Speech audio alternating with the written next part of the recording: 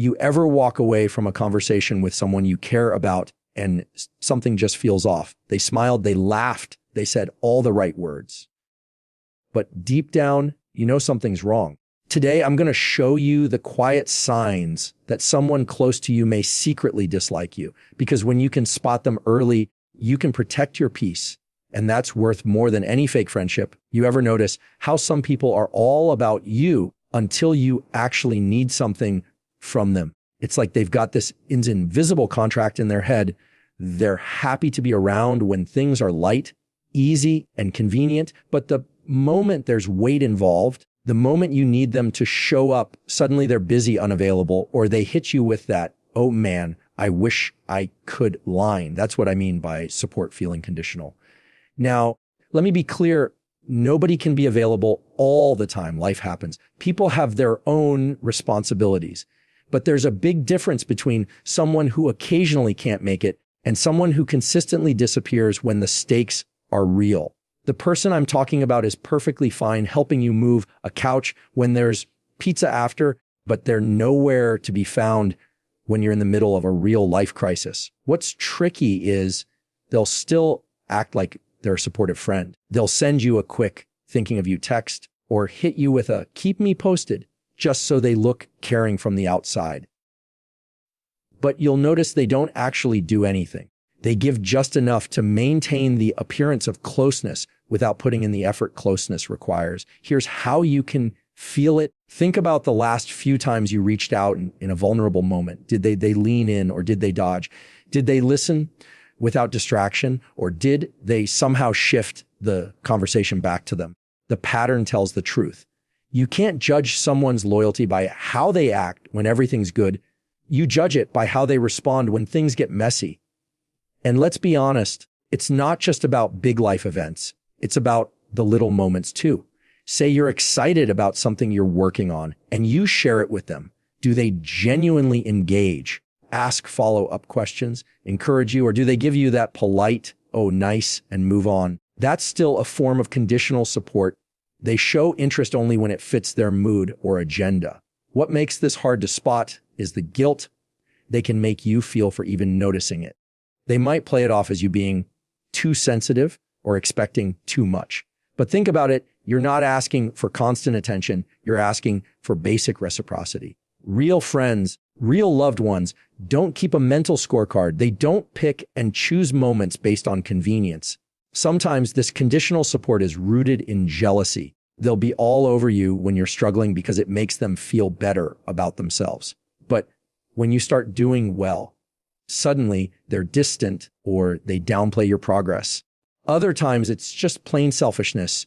They want the benefits of closeness without the responsibilities that come with it. And here's where you need to trust yourself. Your gut knows when someone is genuinely in your corner. You know the difference between a "sorry, I can't," that's real, and one that's just an excuse to avoid effort. You know when you're being valued versus when you're being managed. The reality is, if someone's love or friendship comes with fine print, it's not love or friendship. It's a transaction. And you deserve more than that. You deserve people who stand with you when it's sunny and when it's storming, people who don't treat your needs like an inconvenience. So when you notice someone's support always has conditions, don't ignore it and don't explain it away. Because the sooner you see it for what it is, the sooner you can stop pouring your energy into someone who's only holding a cup when they're thirsty. There's a certain kind of person who will never openly say they don't like you, but they'll make sure you feel it in small doses. They wrap their dislike in humor, in "just kidding" moments, in compliments that don't quite land the way a compliment should. You know the type.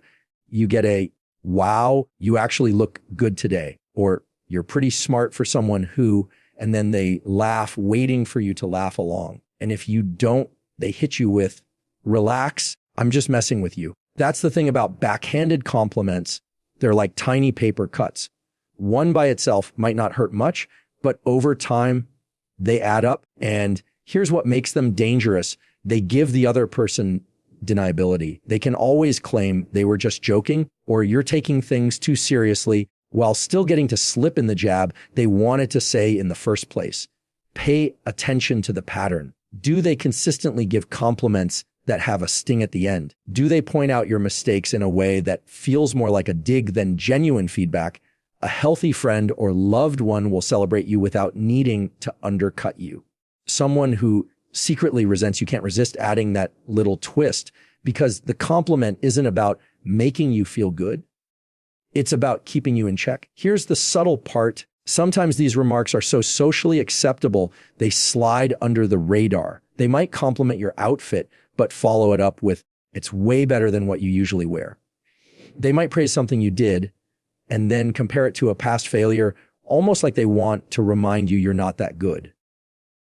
When this happens, notice how your body reacts before your brain does. You might feel a small drop in your stomach, a tightness in your chest, or just that instinctive "something's off" feeling. You can't always explain it in words, but you know the tone wasn't as kind as the words wanted you to believe. That's your gut telling you the truth. Sometimes they'll do it in front of other people, which makes it even clearer. They'll disguise their put downs as funny stories about you, exaggerating details or highlighting embarrassing moments, all while acting like they're just keeping the mood light. And if you push back, they'll make you look like the one who can't take a joke. It's a way to chip away at your confidence without ever having to take responsibility for it. You'll also notice that their timing is strategic. They slip in these digs right after you've had a win. Maybe you got a promotion, started a new relationship, or accomplished a goal. Instead of joining in your excitement, they'll make a remark that subtly shifts the focus from your success to your flaws. It's a quiet way of saying, "Don't get too comfortable up there." This is why backhanded compliments can be more toxic than direct criticism. At least with direct criticism, you know where you stand. With this, you're left second guessing yourself, wondering if you're overreacting, wondering if maybe they really were just being funny. That confusion is part of the design. The truth is, people who care about you don't need to dress up their digs as jokes. They don't need to lace their praise with a reminder of your failures. Real friends will build you up without making you feel small in the process. If someone close to you can't give you a clean, honest compliment without adding a little poison to it, that's not lighthearted teasing. That's resentment leaking through. So the next time you hear one of those, "just kidding," lines that doesn't actually feel like a joke, don't laugh just to keep the peace. Because every time you pretend it's harmless, you're teaching them it's okay to disrespect you in disguise. One of the clearest signs someone secretly hates you is how they react when life doesn't go your way. It's subtle, but if you watch closely, you'll see it. You share bad news. Maybe a project fell through, a relationship ended, or you made a mistake. And instead of genuine empathy, there's a flicker of something else. Maybe it's the tiniest smirk. Maybe it's an almost unnoticeable spark in their eyes. Maybe it's the way they start asking questions that dig deeper into your failure instead of lifting you up. They might not throw a party over your problems, but they'll lean in to hear all the details, like your misfortune is their entertainment. They'll mask it well. Sometimes they'll even say all the right words. "That's so tough." Or, "I'm sorry you're going through that." But the tone doesn't match the words. There's no warmth behind it, no real concern. It's more like they're checking a box so they don't look bad. And if you pay attention, you'll notice they have more energy in conversations about your setbacks than they do in conversations about your successes. Here's the thing. Real friends, real loved ones, they're with you when you're up and when you're down. They're not jealous of your wins, and they're not secretly pleased by your losses. But someone who harbors resentment toward you. They see your failure as proof they're right about you. It validates whatever negative story they've been telling themselves. It's not just in what they say, it's in how quickly they respond.